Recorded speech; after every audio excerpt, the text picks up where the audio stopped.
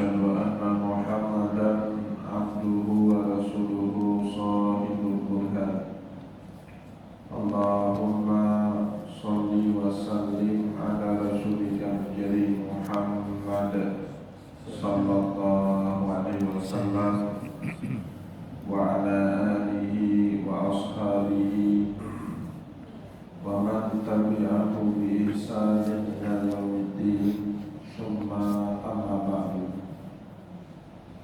Puji dan syukur senantiasa dan tidak pernah bosan-bosannya kita panjatkan kehadiran Sang Maha Pencipta Allah Subhanahu wa Ta'ala, yang mana dengan limpahan karunia-Nya, rahmat-Nya, hidayah-Nya serta anugerah-Nya kepada kita semua, kita kembali masih diberi kesempatan, kesehatan dan usia panjang oleh Allah untuk sama-sama dan senantiasa mengabdikan diri kita di jalannya dengan menjalankan segala perintahnya dan menjauhi semua larangannya. Salawat diiringi salam juga tidak pernah lupa pula kita haturkan kepada junjungan alam Nabi besar Muhammad sallallahu alaihi wasallam, di mana beliau telah bersabda dalam satu hadisnya, "Man salaka tariqan yaltamisu fihi ilman sahalallahu lahu bihi tariqan ilal jannah." Barang siapa yang meniti satu jalan untuk menuntut ilmu agama Allah, maka niscaya Allah Subhanahu wa Ta'ala mudahkan baginya jalan menuju ke surganya Allah. Bapak Ibu kaum muslimin dan muslimat, jamaah salat subuh yang diberkati oleh Allah, mari pada kesempatan subuh yang penuh dengan keberkahan ini, sambil kembali kita niat iktikaf di rumah Allah, mari sama-sama kita kembali melanjutkan pengajian kita dengan kitab Al-Muqaddimah karya Imam Ibnu Khaldun rahimahullahu ta'ala anhu. Dan insyaallah pada kesempatan subuh kali ini kita kembali akan melanjutkan bacaan kita dengan kitab Al-Muqaddimah setelah pada pertemuan yang lalu Imam Ibnu Khaldun menukilkan kepada kita beberapa kisah dari bentuk karomahnya para sahabat Rasulullah SAW, seperti karomahnya Umar bin Khattab dan juga karomahnya Abu Bakar As-Siddiq radhiyallahu anhuma. Di antara karomahnya Umar bin Khattab yang dinukilkan kepada kita oleh Imam Ibnu Khaldun di dalam kitab Muqaddimah, teriakan beliau di atas mimbar Jumat pada kota Madinah yang memberikan instruksi kepada pasukan perangnya di negeri Syam atas nama komandan perang yang bernama Saroyah bin Zanim. Padahal jarak Umar dengan Saroyah bin Zanim terpisah ribuan kilometer, tapi instruksi Abu Bakar atau instruksi Umar bin Khattab itu dapat didengar dengan jelas oleh pasukan kaum muslimin yang ada di negeri Syam. Begitu juga karomahnya Abu Bakar As-Siddiq radhiyallahu anhu yang berwasiat kepada Aisyah radhiyallahu anha, salah satu putrinya Abu Bakar, untuk segera memetik hasil panen pemberian Abu Bakar kepada Aisyah. Kalau tidak, nanti hasil panennya akan diambil oleh dua orang saudara laki-lakinya dan juga dua orang saudari perempuannya. Pada saat itu padahal Aisyah radhiyallahu anha cuma berdua saja dengan kakak kandungnya Asma binti Abi Bakri. Maka Aisyah saat mendengar Abu Bakar mengatakan ada putrinya yang lain selain Asma dan Aisyah, beliau pun bertanya kepada Abu Bakar As-Siddiq radhiyallahu anhu, "Innama hiya asma'un faminal ukhra." Setahuku engkau hanya punya dua orang putri saja, aku dan Asma binti Abi Bakri. Siapa lagi putrimu yang ketiga? Saat itu Abu Bakar As-Siddiq radhiyallahu anhu baru saja menikah dengan seorang perempuan yang bernama Bintu Kharijah, dan kelak dari pernikahan inilah Bapak Ibu lahir seorang putri yang diberi nama Ummu Kalsum binti Abi Bakrin radhiyallahu anhu.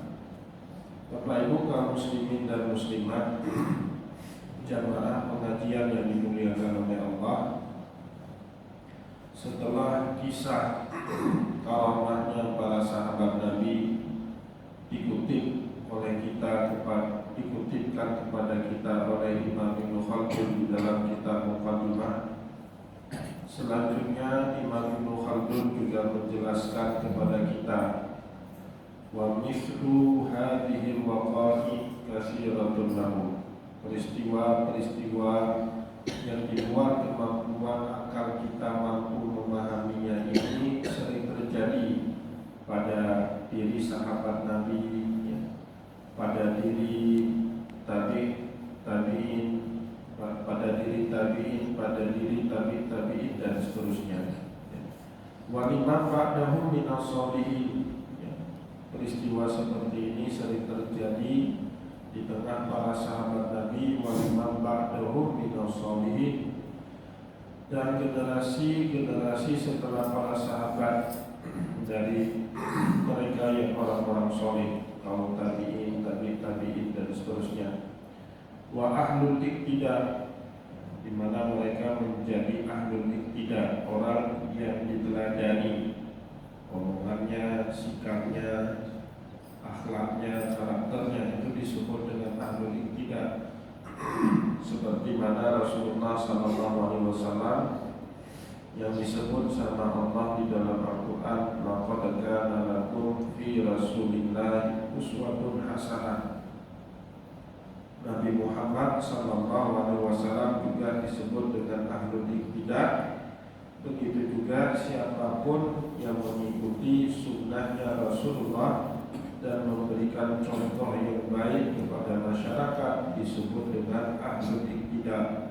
Biasanya Bapak Ibu akan muncul perkara-perkara karamah yang dianugerahkan oleh Allah Subhanahu wa taala kepada mereka yang disebut sebagai ahlul iqtida. Illa anna ahla tasawufi yaqulu, kecuali orang-orang yang mendalami ilmu tasawuf ini kemudian berkata, innahu yaqillu fi zamanin nubuwati, di masa kenabiannya Nabi Muhammad atau saat Rasulullah SAW masih hidup, karamah ini Bapak Ibu tidak banyak muncul di tengah para sahabat Nabi Muhammad SAW. Satu-satunya yang muncul, satu-satunya yang sering terlihat justru mukjizatnya Rasulullah SAW, tidak dengan karamahnya para nabinya, para sahabatnya Rasulullah SAW. Jadi karamah itu muncul setelah zaman Nabi Muhammad SAW. Illa yabqa bil muridi halatun bihadratin Nabi. Jadi tidak ada yang namanya karamah yang muncul pada seorang murid seperti para sahabat, para tabi'in maupun tabi'in yang muncul, yang nampak dengan kehadiran Nabi Muhammad SAW. Ini bisa dipahami Bapak Ibu kalau kita baca di dalam Al-Quran. Ada 3 orang Nabi yang hidup semasa dengan nabi yang lain, seperti Nabiullah Ibrahim yang hidup semasa dengan Nabi Lut alaihi salam. Kita mendengar banyak sekali mukjizat yang Allah Subhanahu wa taala ceritakan mengenai Nabiullah Ibrahim alaihissalam. Mulai dari api yang tidak bisa membakar kulit dan tubuhnya Nabi Ibrahim. Begitu juga mimpinya Ibrahim yang menyembelih putra semata wayangnya Ismail. Bahkan Ismail sendiri, Bapak Ibu, itu bentuk mukjizat lain daripada Nabiullah Ibrahim. Sudah sepuh, lama tak dikaruniai anak, menikah dengan istri kedua Siti Hajar, langsung punya anak yang telah dinamai dengan Ismail. Begitu juga Ibrahim alaihissalam punya mukjizat.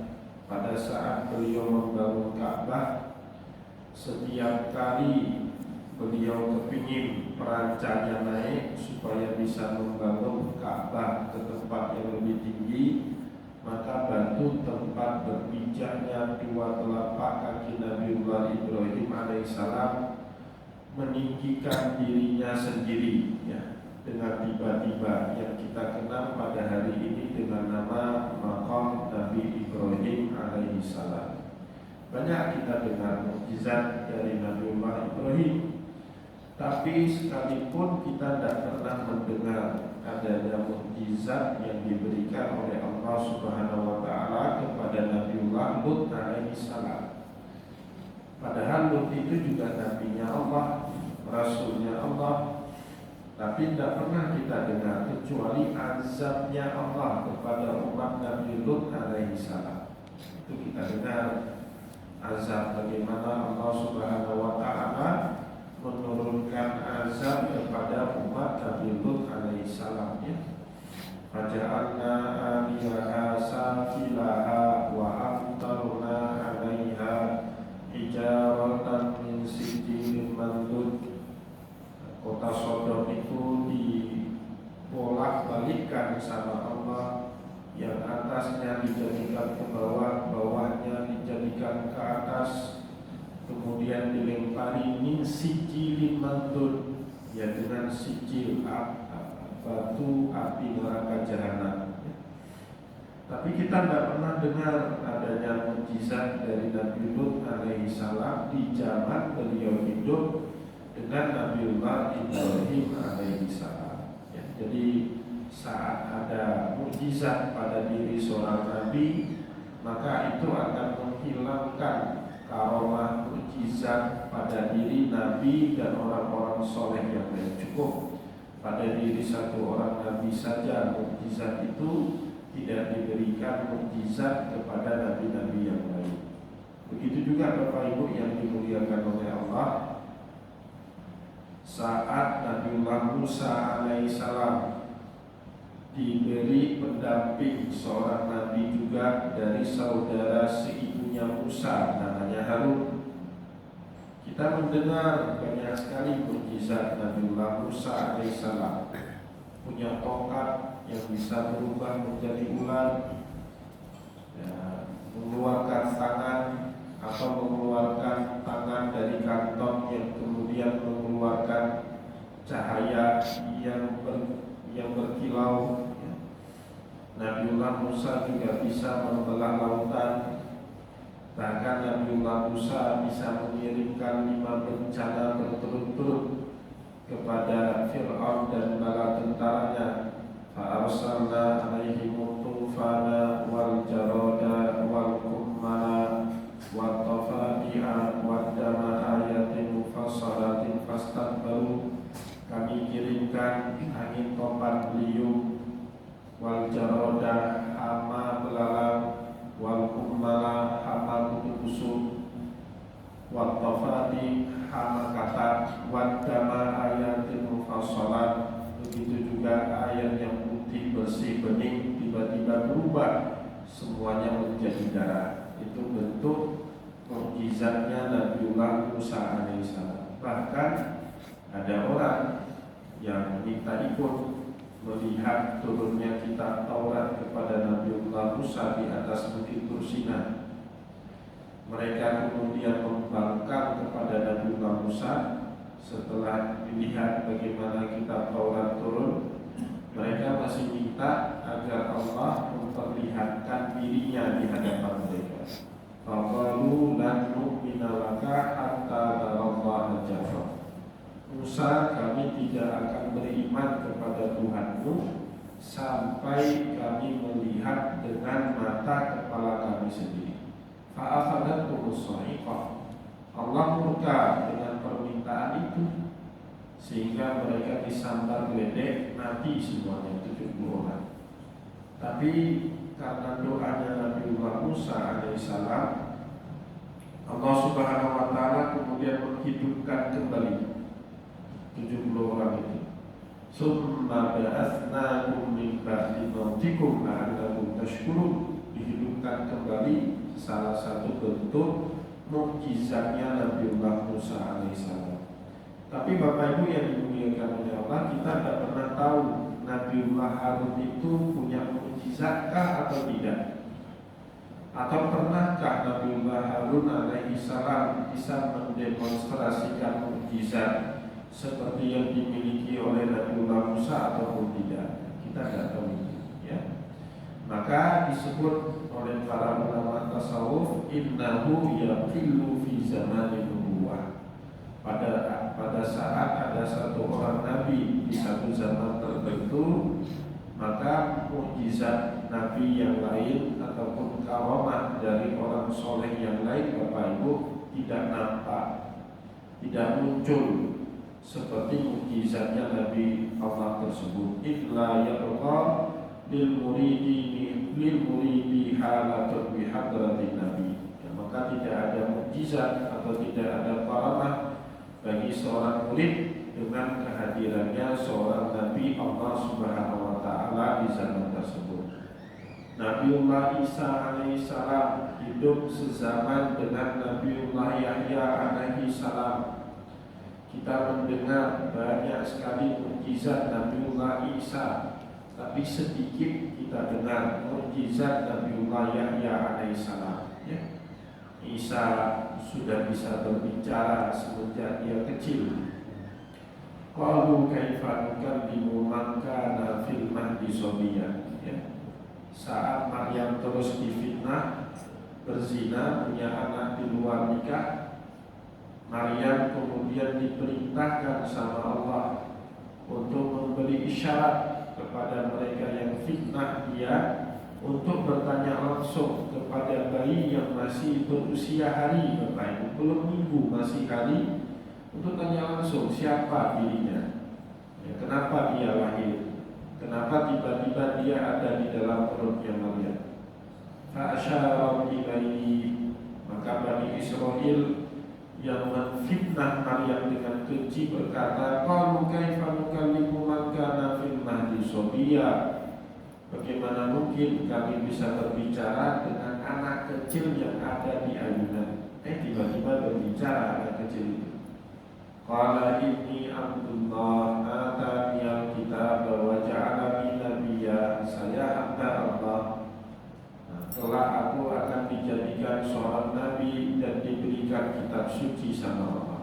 Jadi Nabiullah Yahya alaihissalam tidak punya kemampuan yang sama seperti yang dimiliki oleh Nabiullah Isa alaihissalam. Sebagaimana juga Harun tidak memiliki mukjizat yang dimiliki oleh Nabiullah Musa alaihissalam. Dan juga Bapak Ibu, sebagaimana Nabiullah Lut tidak punya mukjizat seperti mukjizatnya Nabiullah Ibrahim alaihissalam. Kenapa? Dalam satu zaman ketika ada satu mukjizat yang lebih unggul, maka dia akan meredam mukjizat dan karamah orang-orang soleh yang lainnya. Begitu juga di zaman hidupnya Rasulullah Sallallahu Alaihi Wasallam. Maka jarang kita dengar ada karomahnya Abu Bakar, ada karomahnya Umar, ada karomahnya Utsman, ataupun karomahnya Ali bin Abi Thalib yang terjadi di zaman hidupnya Nabi Muhammad Sallallahu Alaihi satu-satunya mukjizat yang kita dengar banyak kisahnya, yang sering Allah Subhanahu wa Ta'ala perlihatkan kepada orang-orang yang menentang dakwahnya Nabi Muhammad hanyalah mukjizat Rasulullah Sallallahu Alaihi Wasallam.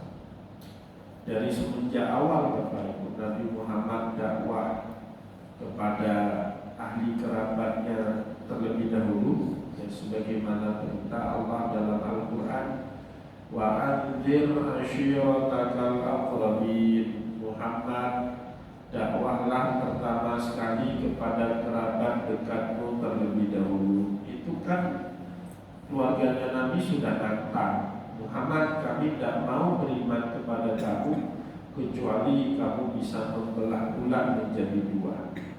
Itu tantangan pertama dalam dakwahnya Nabi Muhammad. Maka Rasulullah SAW dengan isyarat tangan, ya, bi ajlihi syaqqal qamar, terbelah bulan itu menjadi dua. Itu mukjizat pertama yang Allah Subhanahu wa Ta'ala pertontonkan kepada kaum musyrikin untuk memperkuat dakwahnya Rasulullah sallallahu alaihi wasallam. Sampai mukjizat terakhir Bapak Ibu, sebelum Nabi Muhammad wafat, bahkan ada yang mengatakan Nabi Muhammad sakit menjelang beliau wafat karena racun dari makanan itu. Menjelang Nabi Muhammad wafat kan Rasulullah menaklukkan Khaybar. Setelah perang Khaybar, salah satu tokohnya Yahudi Khaybar yang bernama Abdullah bin Mishkar, ya, memberi makan yang sudah diracun kepada Rasulullah. Rasulullah SAW saat mau menelan makanan itu, tiba-tiba dagingnya berbicara. Ya Rasulullah, inni masmumun, wahai Rasulullah, muntahkan aku beracun. Dimuntahkanlah daging itu oleh Rasulullah Sallallahu Alaihi Wasallam. Sebagian ulama mengatakan kelak Nabi Muhammad Sallallahu Alaihi Wasallam sakit di kemudian hari itu karena dampak racun yang sudah sempat masuk ke dalam tubuhnya Nabi Muhammad Sallallahu Alaihi Wasallam. Jadi Bapak Ibu yang dimuliakan oleh Allah, teorinya seperti itu. Kalau ada satu ulama atau orang yang sangat soleh di tempat itu, maka dia akan memendam atau menghilangkan atau mengurangi kapasitas karomah dari orang soleh yang lain yang tidak sesoleh orang tersebut, ya. Itu makna daripada apa yang dikatakan oleh Imam Ibnu Khaldun, innahu yaqillu fi zamani nubuwah. Kalau bahasa Acehnya talule para sahabat dengan mukjizatnya Rasulullah sallallahu alaihi wasallam. Idla yabqa lil murid halatun bi hadratin nabi. Tidak ada fungsi karomahnya para murid, para sahabat pada saat Nabi Muhammad sallallahu alaihi wasallam masih hidup. Hatta innahum yaquluna, sampai-sampai juga para ulama tasawuf itu berkata, inna murida idza jaa lil madinatin nabawiyyah yuslamu haluhu ma dama fiha hatta yufariquha.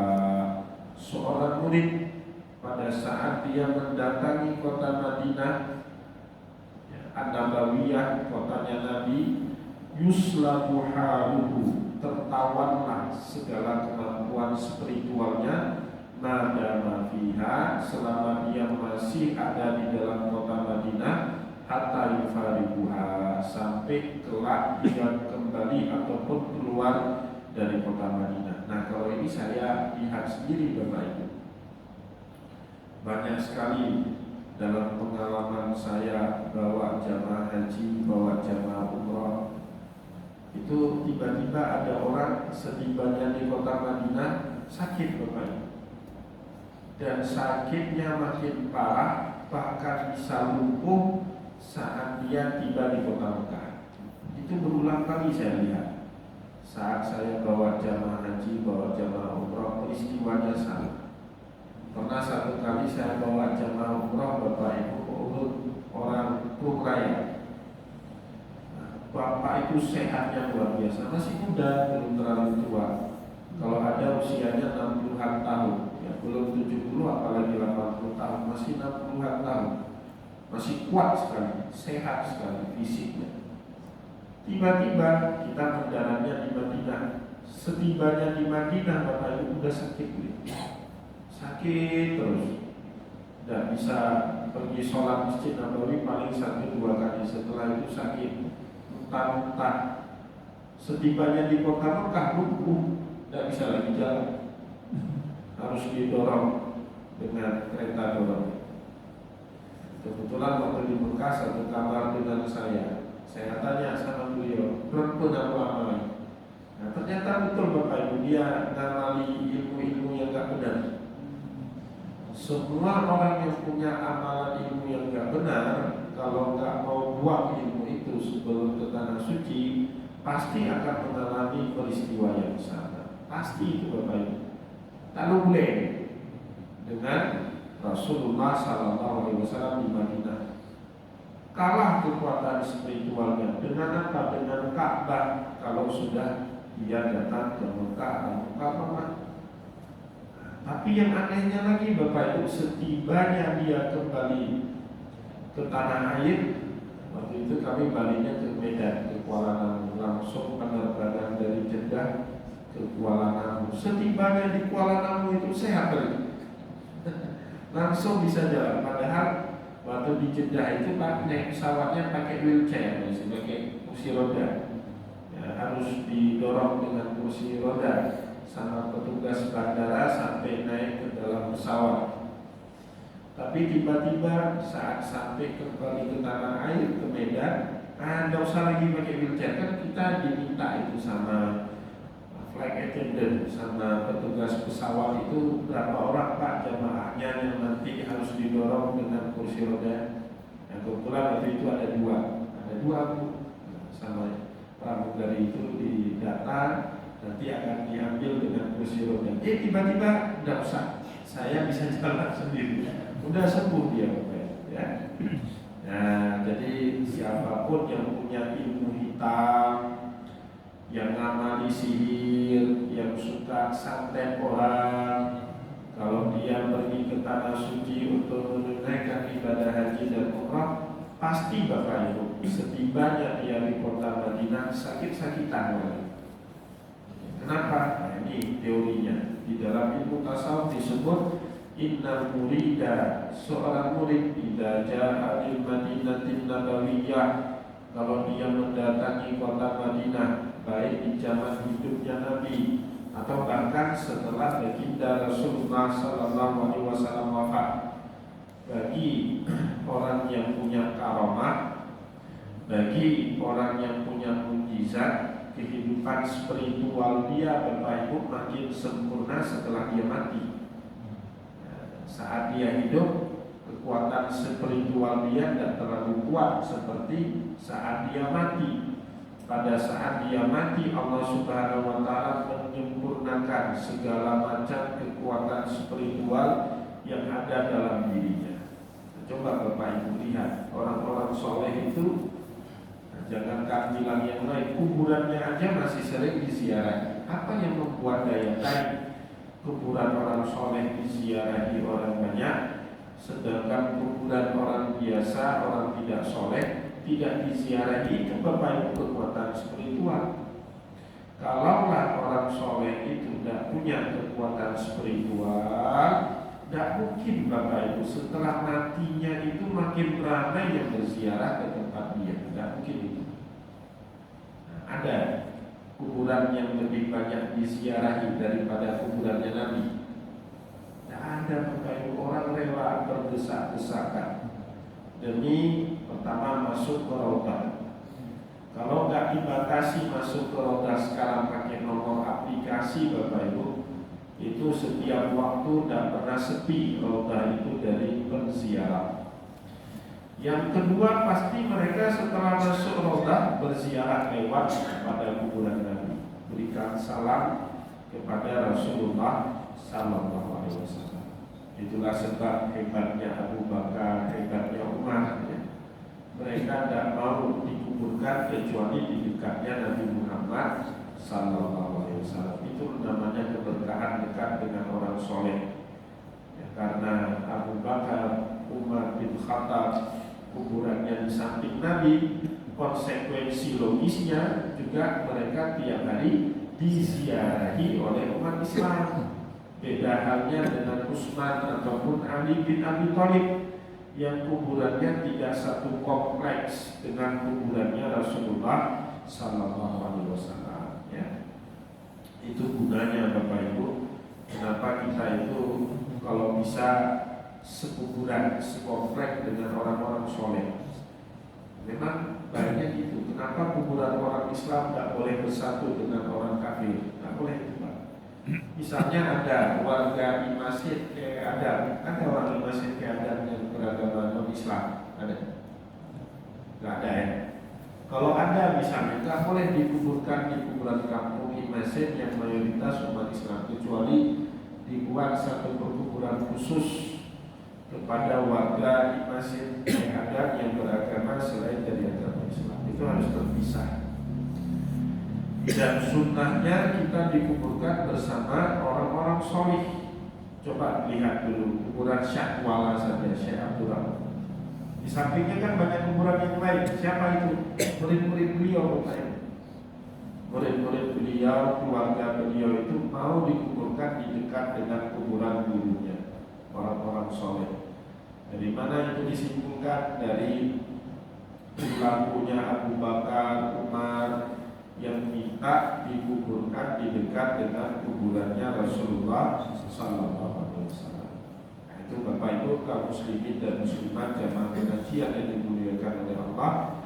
Dalam ilmunya ulama tasawuf, setiap murid, setiap penuntut ilmu, setiap orang penziarah ke kota Madinah, inja'a bil Madinatin Nabawiyah, pada saat dia datang ke kota Madinah, yuslamu haluhu, maka semua kekuatan spiritualnya itu akan tertawan. Ada nafiha, selama dia berada di dalam kota Madinah, hatta yufariquha, sampai dia kembali ke tempat asalnya atau keluar dari kota Madinah. Wallahu yarzuqunal hidayah wa yarsyuduna ilal haq. Semoga Allah Subhanahu wa taala memberikan kita hidayah dan menunjukkan kita selalu ke jalan yang benar. Nah, itu Bapak Ibu yang dimuliakan oleh Allah, menjadi harapan dari Imam Ibnu Khaldun supaya kita ngerti dan tahu yang membedakan yang mana mukjizat, yang mana karamah, yang mana yang namanya sihir. Itu kalau kita sudah punya ilmu, itu terang benderang bedanya antara karamah, mukjizat dan juga sihir, ya. Yang sering terjadi di masyarakat kita Aceh, Bapak Ibu, yang saya sangat kesal, penyihir pun disebut dengan tengku. Ya ada Pak tengkunya, padahal dia bukan sihir, Pak. Tengku dipanggil. Jelek kali itu orang Aceh. Tengku itu ucapan mulia, itu gelar mulia, Bapak Ibu. Guru agama itu, panutan tengku itu. Jangan Bapak Ibu sebut dia ngamali ilmu sihir sebagai tengku, jangan. Kan seolah-olah tengku itu hina sekali, seperti itu kerjanya. Nggak ada, tengku itu nggak ada yang kerjanya seperti itu. Ya, kecuali dia petengku ya, salah masyarakat juga. Asal sudah punya ilmu yang aneh-aneh sedikit, sudah menyebut dia tengku. Nggak boleh seperti itu di dalam agama, ya. Jadi bedanya seterang itu Bapak Ibu, bedanya karamah, mukjizat dan juga sihir. Ya, sihir itu pasti ada motif. Selain Allah itu pasti ada motif. Niatnya itu pasti cari kerja, cari uang, cari nafkah. Kalau karamah dan mukjizat tidak ada itu motif seperti itu Bapak Ibu. Dia tidak boleh mencari nafkah dengan kemampuan karamahnya, tidak boleh ada motif itu. Bahkan karamah itu tidak pernah dia demonstrasikan di hadapan orang banyak. Nah, maka kan kalau kita dengar akhir-akhir ini ceramah ada ulama A dengan ulama B tanding karamah, bertanding karama itu kan terbantahkan dengan teorinya para ulama tasawuf. Kenapa? Saat di suatu tempat ada orang yang sangat soleh, maka dia akan mengecilkan karamah orang yang kurang soleh dari dirinya. Seperti para sahabat tidak nampak karamahnya saat berada di zaman hidupnya Rasulullah Sallallahu Alaihi Wasallam. Seperti Harun, Bapak Ibu, tidak nampak mukjizatnya saat bersama dengan Nabiullah Musa alaihissalam. Begitu juga Musa, bahkan Musa sendiri saat bersama dengan Khidir, tidak nampak kan mukjizatnya Musa itu. Yang nampak siapa? Mukjizatnya Nabiullah Khidir alaihissalam, sebagaimana kisahnya bisa kita baca di dalam surat Kahfi. Tidak ada itu yang namanya tanding mukjizat. Itu perkara kita orang awam itu suka tanding sana tanding sini, itu orang awam. Bagi mereka orang soleh itu level frekuensinya sudah berbeda dengan kita. Tidak ada lagi yang namanya tanding ini tanding itu, ya. Tidak ada lagi itu bagi mereka. Bapak Ibu kaum muslimin dan muslimat jamaah pengajian yang dimuliakan oleh Allah, kita cukupkan terlebih dahulu bacaan kita pada kesempatan subuh kali ini. Semoga apa yang telah kita sampaikan tadi bermanfaat ya kepada kita semua, sehingga kita lebih paham dalam membedakan yang mana mukjizat, mana karamah, dan juga mana sihir. Dan insya Allah pada pertemuan yang akan datang kita akan bahas salah satu mukjizat. Nah, ini yang agak susah, atau karamah yang disebut dengan majzum. Majzum itu yang agak susah untuk kita bedakan. Itu orang terlihat seperti orang gila, ya, tapi sebenarnya dia adalah orang soleh. Itu yang susah kita bedakannya, ya. Semoga apa yang telah kita sampaikan pada kesempatan subuh ini bermanfaat kepada kita semua. Saya mohon maaf jika ada yang tidak berkenan. Wallahu muwaffiq ila aqwamit thoriq wa nasrul minallah wa karim. Wassalamualaikum warahmatullahi wabarakatuh. Waalaikumsalam.